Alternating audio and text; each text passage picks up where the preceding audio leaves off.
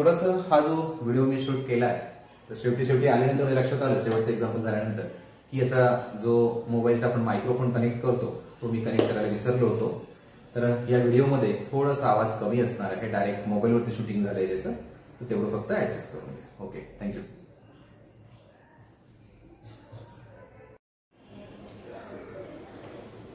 Good evening students, welcome to my channel Easy Geometry with Raj. Today we are going to see the remaining part, that is now see the properties of trapezium.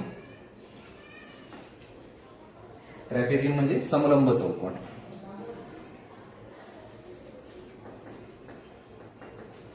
Trapezium समलंब चौकोन.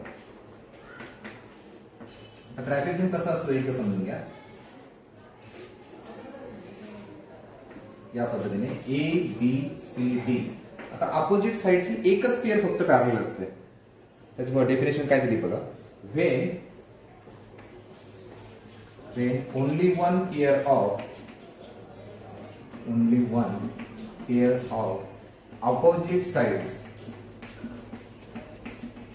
opposite sides is parallel,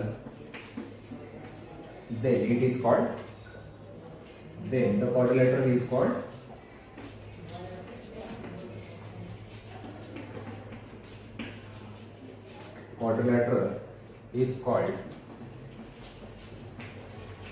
or trapezium is called a trapezium. ही opposite साइडची एकच pair, फक्त ही pair आणि ही pair काय parallel आहे. कॉन्ग्रुएंट नाही, फक्त पॅरलल आहे. त्यानंतर ही जी पॅरलल साइड्स असतात त्याची जी कॉर्नरचे अँगल असतात, हा अँगल आणि हा अँगल, ही जोडी सप्लिमेंटरी असते. नंतर हा अँगल आणि ही अँगल, ही जोडी सुद्धा सप्लिमेंटरी असते. हे लक्षात ठेवा. हे नाही, यांच्याबद्दल कुठले रिलेशन सांगता येत नाही, याच्याबद्दल सांगता येत नाही. पण हे जे दोन घेतले की जे ह्या दोन लाईन पॅरलल आहे आणि त्याची ही ट्रान्सव्हर्सल मानली तर हे इंटिरियर अँगल होतात. आणि लाईन जेव्हा पॅरलल असतात त्यावेळेस इंटिरियर अँगल्स सप्लिमेंटरी असतात. हे लक्षात ठेवा. मी एवढं पण सांगतो. कधी कधी असं घडतं, ह्या ज्या नॉन पॅरलल साइड्स आहेत यांची लेंथ सारखी असते.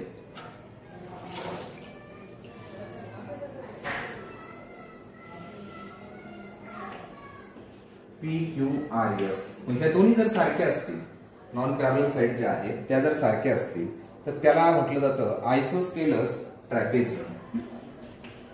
आयसोस्केलस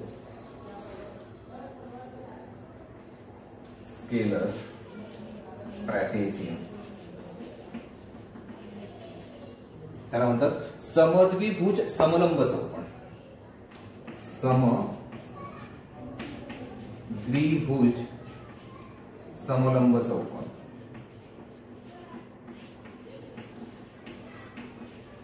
समद्विभुज समलंब चौकोन. अशा पद्धतीने या दोन डेफिनेशन आपल्याला सांगता येतात. आता या ठिकाणी जर समजा असं घडलं की हा समद्विभुज समलंब चौकोन आहे आणि याचा समजा ही साइड तर आहेच, इथे समजा हा मिड पॉइंट आहे, पॉइंट ए आणि पॉइंट बी. हे जर या साइडचे मिड पॉइंट असतील आणि आपण हे जर कनेक्ट केलं तर ही जी लाईन येते कोणती ए बी, या ए बी ला मेडियन ऑफ ट्रॅपेझियम म्हटलं जातं. पुढची डेफिनेशन आपल्याला पाहायची आहे. Median of trapezium.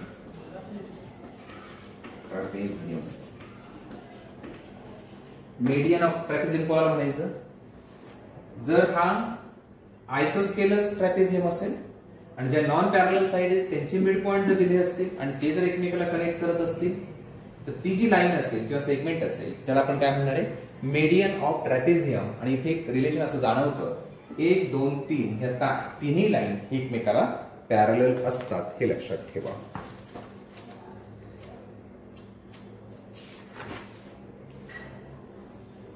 ओके, याच्यावर आधारित जो प्रॅक्टिस सेट आहे तो आपल्याला बघायचा आहे. याची फक्त एक व्याख्या जी आहे मेडियन ऑफ ट्रॅपेझियम तो एकदा आपण लिहून घेऊ. बाकी झालंच असेल तुमचं लिहिलेलं, फक्त हे लिहायचं.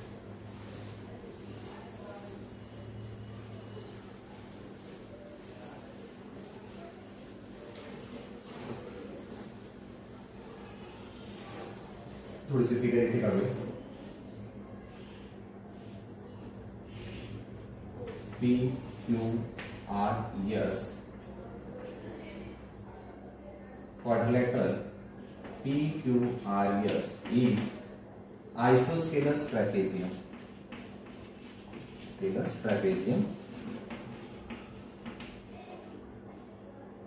if and point A and B points A and B are midpoints of side SP and RQ of SP and RQ. Therefore, segment AB is called median of this quadrilateral.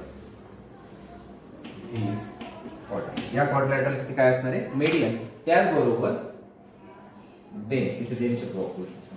Then तसंच हे जर आपण connect केलं तर SR is parallel to AB is parallel to PQ and हे relation आपल्याला पाहायला मिळतं. हे लक्षात ठेवा. याचा वापर आपल्याला एक्झाम्पल सॉल्व्ह करताना करायचं असतं.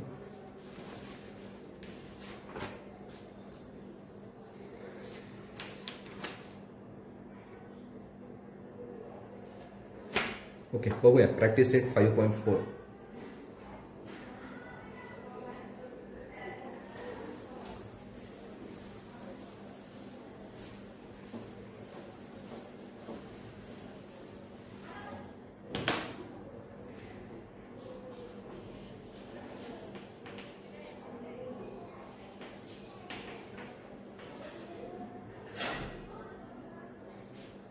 Practice set 5.4. Question number 1.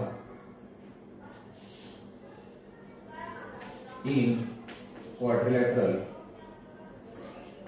IJKL, side IJ is parallel to side KL. Angle I is equal to 108 degree. Angle K is equal to 53 degree. Then find. Then find. Find the measures of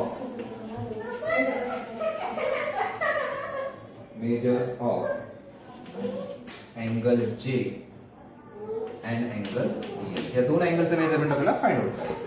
दिले काय बघा.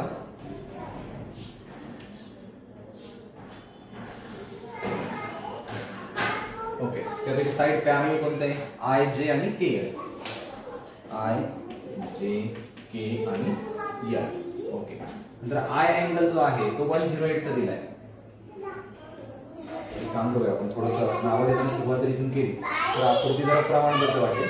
इथून IJ K आणि L. I आहे 108 आणि K आहे 53. इथे K 53.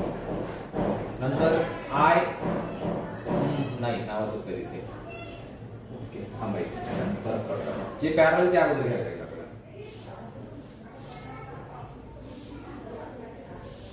असे इथे IJ K L अशी सुरुवात करायला लागेल कारण IJ parallel KL. Okay, I काय आहे 108 नंतर K काय आहे 53.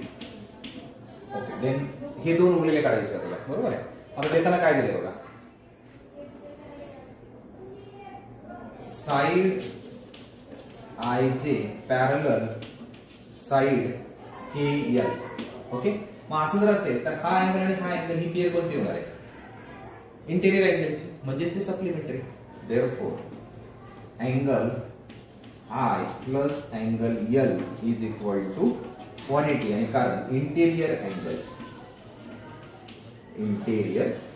त्यांना आपण काय म्हणणार आहे अंतरकोन. इंटेरियर अँगल काय अंतरकोन. मग टाका किमती. I ची किंमत आहे 108 इथे आहे L 180. हा 108 मायनस करा म्हणजे उरले किती फक्त 72. L ची व्हॅल्यू किती मिळाली आपल्याला 72. तर इथे पण तसंच होणार आहे. हे दोघं पण काय असणार आहे सप्लिमेंटरी. हे पण इंटेरियर अँगल्स आहे. Angle J plus angle K is equal to 180. त्याला कारण तेच इंटेरियर अँगल्स. Interior angles. मग अँगल जे माहित नाहीये, J plus K 53 is equal to 180. therefore angle J equal to 127. या पद्धतीने दोन व्हॅल्यू आपल्याला काढता येतील.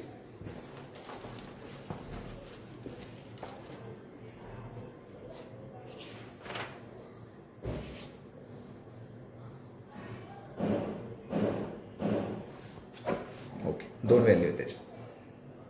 याला आहे 72 आणि जे आहे 127.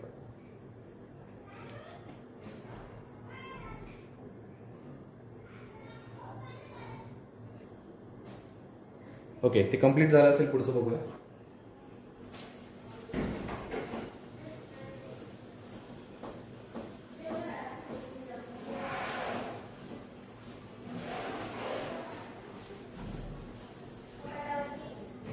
क्वेश्चन 2 बघूया त्यातलं.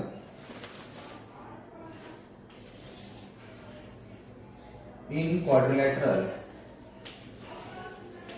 ABCD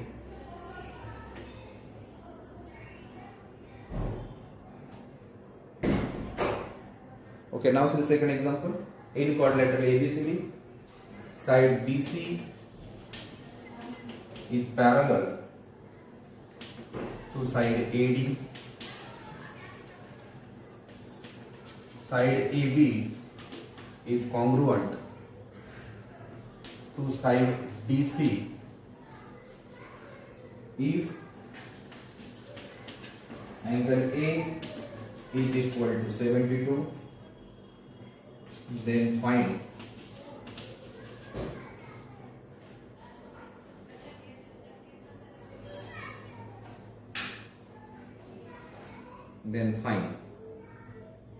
the measures of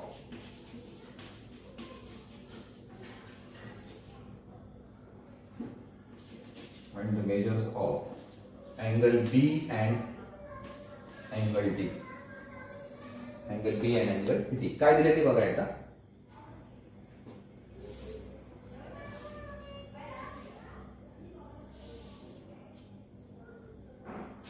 A B congruent DC, A B C and D.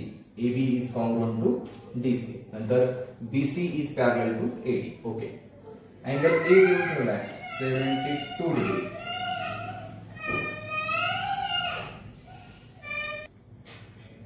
Okay, आता अँगल ए 72 दिलाय. ओके, आता एक लक्षात ठेवा, हा जो आहे हा आयसोस्केलस ट्रॅपेझियम आहे. जेव्हा तो आयसोस्केलस ट्रॅपेझियम असतो त्यावेळेस पॅरलल साइडचे बेस वरती जे अँगल असतात ते कॉन्ग्रुएंट असतात. म्हणजे हा 72 असेल तर हा पण 72, हा जो असेल तोच हा पण असणार आहे. हे एक लक्षात घ्या. Okay, in quadrilateral ABCD side BC is parallel to side AD. म्हणजे हा ट्रॅपेझियम झाला आणि side AB is congruent to side BC. हे आपण म्हणणार आहे गिवन. हे अगोदरच आपल्याला देऊन ठेवलंय. मग ह्या दोन कंडिशन आपण काय म्हणणार आहे. therefore quadrilateral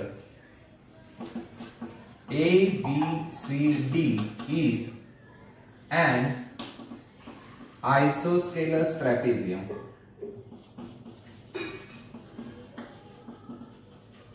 Isosceles trapezium. Okay, मग आता हा जर आयसोस्केलस असेल तर the angles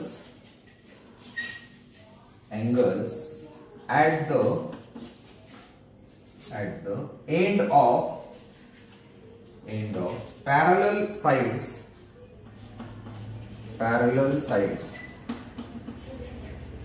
of an isosceles trapezium are congruent.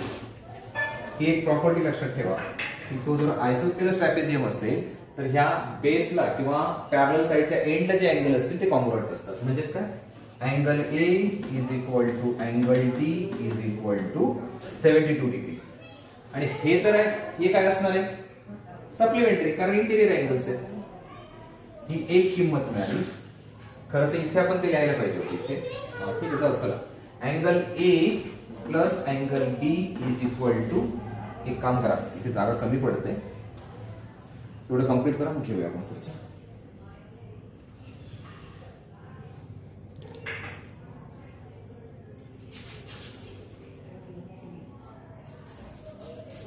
Okay, video pause करा, ते कंप्लीट करा.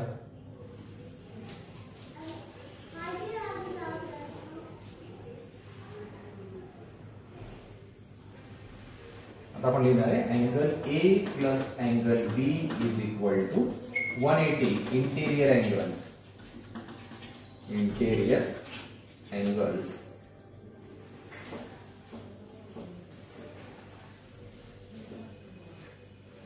Interior angles. देयरफॉर ए आहे 72 प्लस बी 180 डिग्री.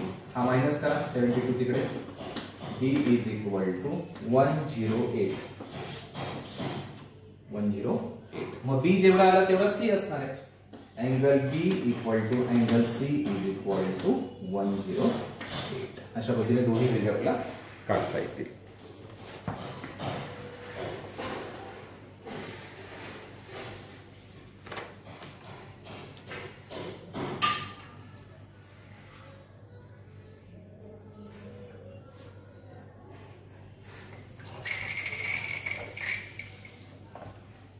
बी आणि डीच विचारलं, सी विचारलं तरी तो आपण सांगता येणार आहे.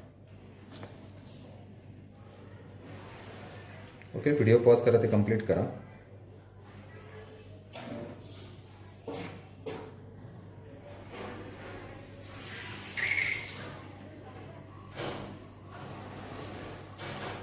ओके, बघा थर्ड क्वेश्चन.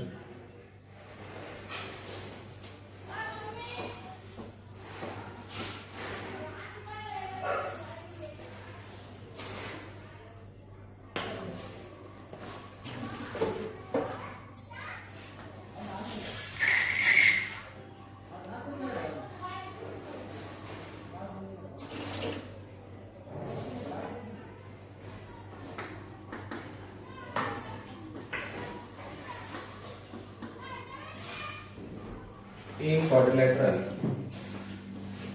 ABCD,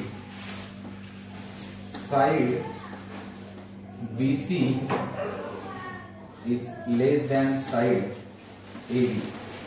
BC ही AB पेक्षा लहान आहे. Side BC is parallel to AD. Side BA is congruent to side CD. Then prove that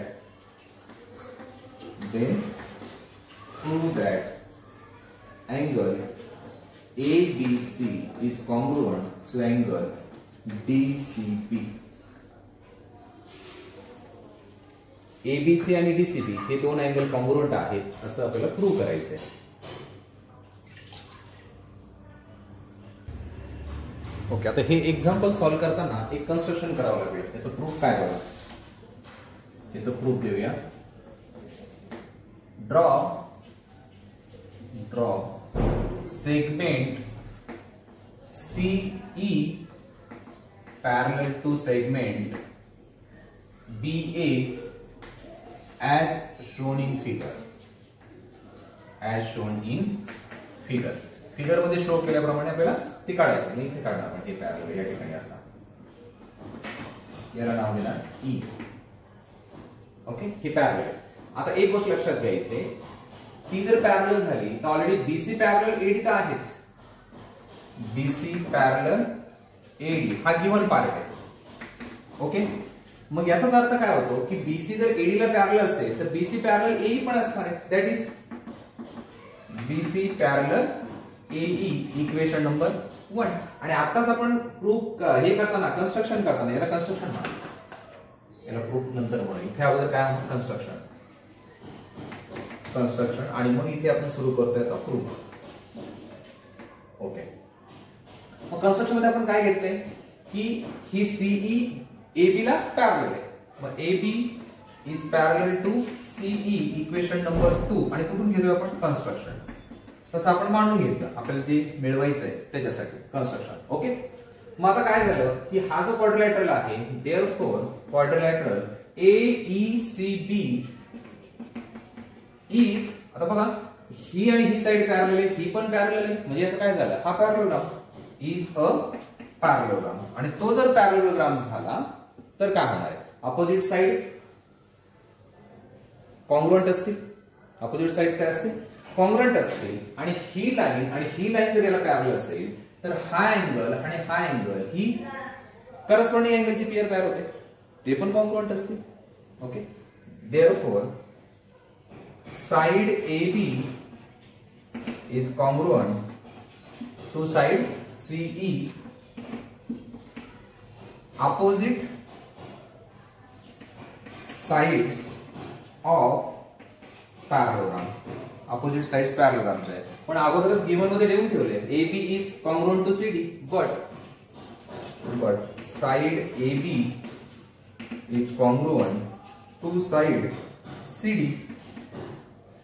given अगोदर दिले म्हणून त्याला आपण गिवन म्हटलं. इथं बघा AB कॉन्ग्रुएंट CE आहे, AB कॉन्ग्रुएंट CD आहे, म्हणजे याचा अर्थ काय, that is therefore side CE is congruent to side CD, CE congruent CD, therefore triangle CED is isosceles triangle.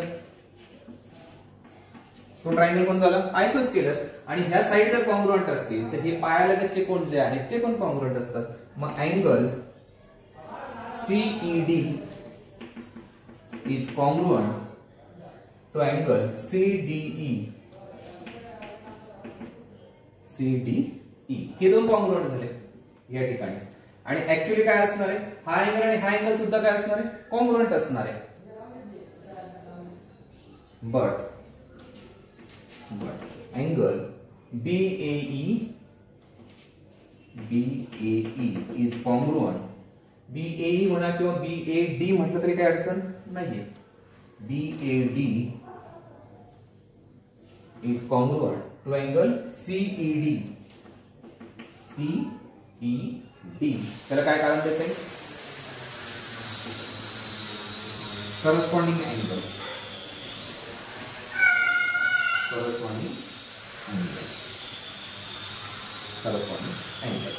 आता CAD कॉन्ग्रुएंट CDE आहे आणि BAD कॉन्ग्रुएंट CAD, म्हणजे हे दोन जे आहेत ते सुद्धा कॉन्ग्रुएंट झाले.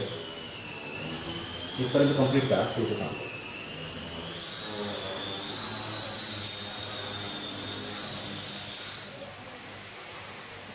ठीक आहे, इकडचा भाग पुसूया आपण फक्त.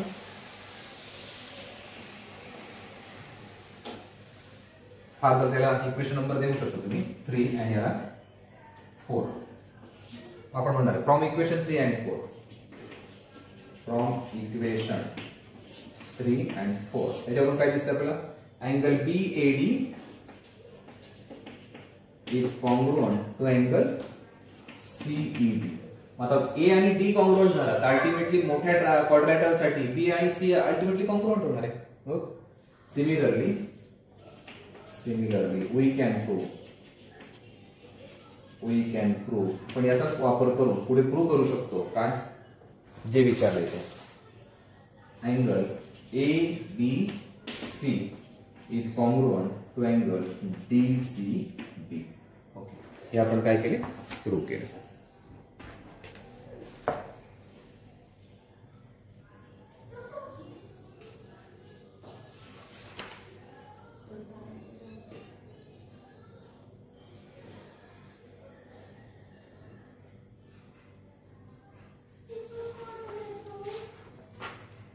या पद्धतीने आपण प्रॅक्टिस सेट 5.4 कंप्लीट केलाय. व्हिडिओ पॉज करा, ते कंप्लीट करा आणि व्यवस्थित लिहून घ्या.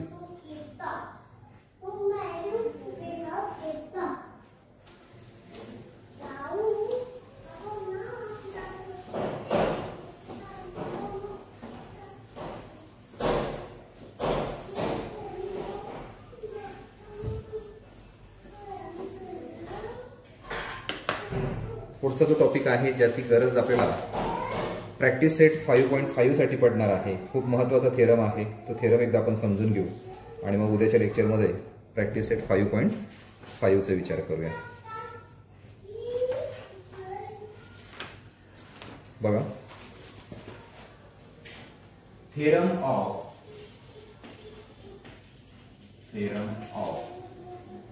midpoints of two sides of a triangle.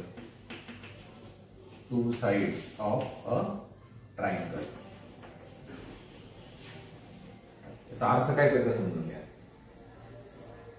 समजा फिगर दिली आपल्याला A B C, इथे D आणि इथे E. If points D and E are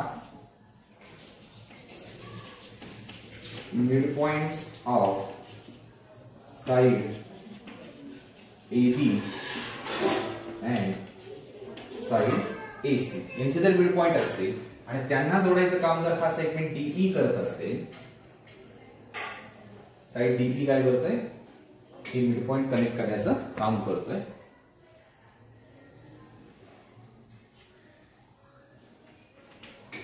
D आणि E साइड AB आणि साइड AC चे मिड पॉइंट असतील तर ते ही जी सेगमेंट आहे DE is parallel to side, आता तिथे साइड म्हणा, साइड किंवा सेगमेंट म्हणा, segment DE is parallel to side BC. ही मिड पॉइंट जोडणारी साइड या BC ला पॅरलल असेल आणि तिच्या 1/2 असेल अँड DE ची लेंथ 1/2 असेल साइड BC च्या. DE ची लेंथ 1/2 असेल साइड BC च्या. ही एक कंडिशन इथे क्लिअर होते. थेरम असा आहे. दुसऱ्या वेळेस काय होऊ शकतं, फिगर अशी पण असू शकते ना. समजा हा ट्रायंगल दिलाय PQR आणि या साइडचे मिड पॉइंट दिलाय आणि या साइडचा मिड पॉइंट दिलाय, असं पण होऊ शकतं. S आणि T काय होईल, if points S and T are midpoints of side PR and side QR. PR आणि QR चे जर ते मिड पॉइंट असतील तर त्यावेळेस काय होईल, then segment ST is parallel to side QR. Sorry PQ. ST he PQ ला पॅरलल असेल आणि तिच्या निम्म्या लांबीची असेल. ST is equal to 1/2 PQ.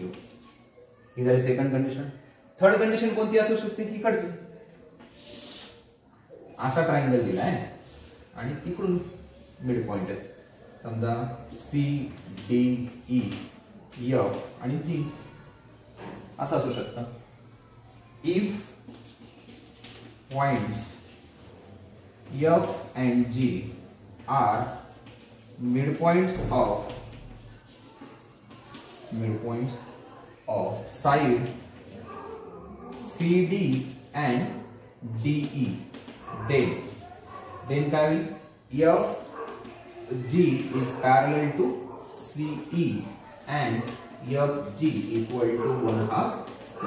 अशा 3 कंडिशनला आपण हा थेरम वापरू शकतो. त्याला म्हणतात mid point theorem of triangle. व्यवस्थित लिहून घ्या तिन्ही कंडिशन, म्हणजे एक्झाम्पल सॉल्व्ह करताना तुमच्या डोळ्यासमोर ह्या 3 कंडिशन जर आल्या तर काही प्रॉब्लेम नाहीये. हा थेरम पूर्णपणे पुस्तकामध्ये सॉल्व्ह करून दिलाय तुम्हाला. कधी कधी परीक्षेला प्रूव्ह दॅट साठी तो विचारला जातो.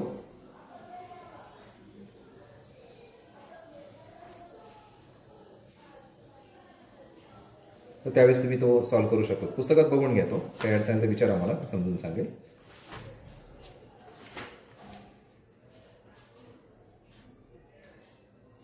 अशा पद्धतीने आपल्याला एक्झाम्पल सॉल्व्ह करताना उपयोग यायचा. म्हणजे प्रॅक्टिस सेट 5.5 पूर्णपणे याच्यावरतीच डिपेंडेंट आहे. आता याचा कॉन्व्हर्स काय असू शकतो हे कम्प्लीट करा. व्हिडिओ पॉज करा आणि कम्प्लीट करा. याचा कॉन्व्हर्स समजून सांगतो. बघा कॉन्व्हर्स काय असेल याचा. कॉन्व्हर्स याच्या उलट घ्यायचं, फक्त याच्या उलट घ्यायचं. If in triangle,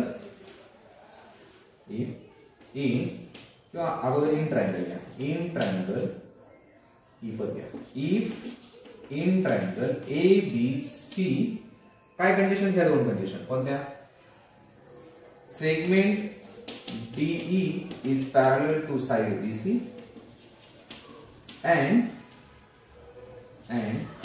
DE is equal to 1/2 BC असं जर झालं एखाद्या ट्रायंगल मध्ये, then points D and E are midpoints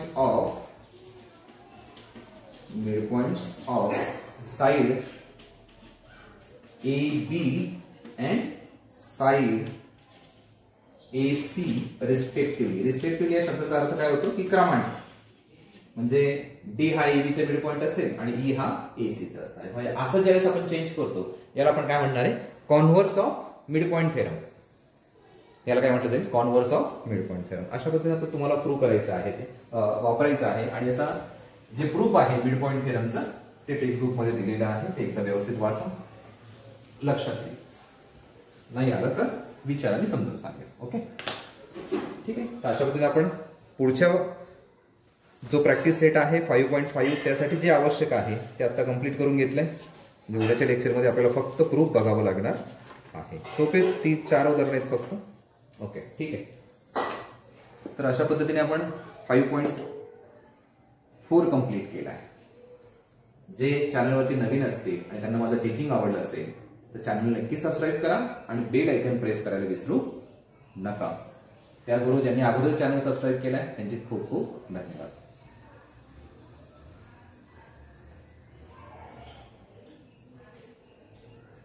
थोडंसं या व्हिडिओमध्ये एक आवाज थोडा कमी असणार आहे, नजरसुकीने. मी त्याचा जो का मायक्रोफोन आहे तो मोबाईलला कनेक्ट करायचं विसरून गेलो होतो. ठीक आहे, थोडासा आवाज कमी असेल, फक्त तेवढं ऍडजस्ट करू.